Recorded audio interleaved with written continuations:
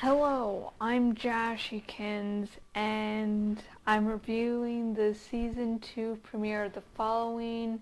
The episode is entitled Resurrection, of course, talking about how Joe Carroll is resurrected, and the fact that he, actually turns out to be alive by the end of the episode is a surprise really to no one.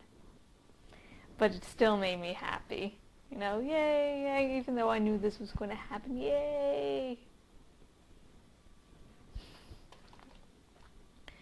Now, for my four-year anniversary for blogging, I'm, going to collaborate with someone and make a blog post of, my opinions of the Animorphs TV show. Now, I have to watch a lot so I can get the post out by February 25th. Oh, God. Now, never mind what Animorphs is, why I enjoy it, why it's really my childhood. Shawn Ashmore, who plays Mike Winston in The Following, played the leader of the Animorphs, Jake, in the TV show way back when. So it's just, I'm basically watching at least a few episodes of Animorphs a day. I watch more just so I can get through it. And so I'm seeing, Shawn Ashmore, and then I see him on The Following. And it's just like, I just suddenly wanted Animorphs and The Following crossover. I mean, Ryan Hardy is this Andalite prince that became a non-flit for, whatever reason. And then after the war, Jake, instead of how he reacts to the war afterwards, like, I guess, trained soldiers, he goes into the FBI. Ooh. But, yeah. I'm getting double dosage of Shawn Ashmore, and hopefully we can see more of Mike as the series go on, not because Shawn Ashmore is a good actor, but because it seems like maybe Mike could stabilize Ryan Hardy just a little bit, because right now Ryan Hardy's like, I'm doing my thing, ooh. One of my favorite parts of this episode was the fact that they went back to the finale from last season and showed us a continuation of that scene. They showed us part of that, and they showed how Ryan Hardy survived but Claire died. And so now, Ryan's like, damn it, I know Joe Carroll's alive, and he hasn't talked to Joey, and that's probably because he feels guilty of Claire's death. So yeah, good, and that was the opening, and that was very good. I was very glad that they just didn't tell us, have someone remember, like, yeah, this happened. Throwaway line, they actually filmed scenes. That was awesome, good job. And as I said before, I really hope that Ryan and Mike grow closer, not because they look adorable together, but because, well, Mike being close to Ryan would be good for Ryan's stability, would show that he's saying that he's willing to work with people, that he knows that he can't do everything on his own, that even though he feels Joe Carroll is his personal vendetta, he still needs other people, and he can't react, just spontaneous decision, because the world he lives in is very much, you blink and you die, you make one wrong move and you die. That's the sort of world they live in. And it's shown that now there seem to be two cults. Emma's, I guess, sort of a leader of one that just sort of doesn't know that Joe Carroll's alive, and the other one knows Joe Carroll's alive, I guess, but they haven't really been in contact. It leaves Carl, or fuck, I can't. Not Carol, Carl. Yeah, it's Carl.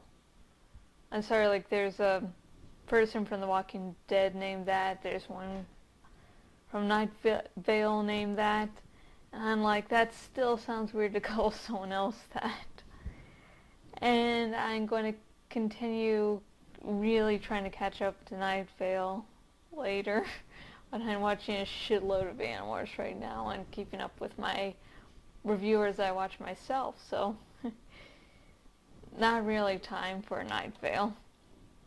But I'm just waiting for these two cults to clash and to see where Joe stands through it all. Which side Joe chooses, if he chooses any, if he just watches the chaos explode. Really can't wait. I really can't fucking wait. And before I leave you all, I will talk about probably the... Oh, fuck. This was a fucking creepy scene. What happens is that these two twins kill a girl, and then they act like she's alive. Like, they're like, oh, you're a 70s freak, and dancing, and it's like... The first time watching the scene, because I did end up watching this scene twice. Because, you know, I had to stop watching to go to a doctor's appointment, and so I watched the rest later today. And the first time was just pure shock. It's like, what the fuck am I seeing? What the hell is on my screen? What?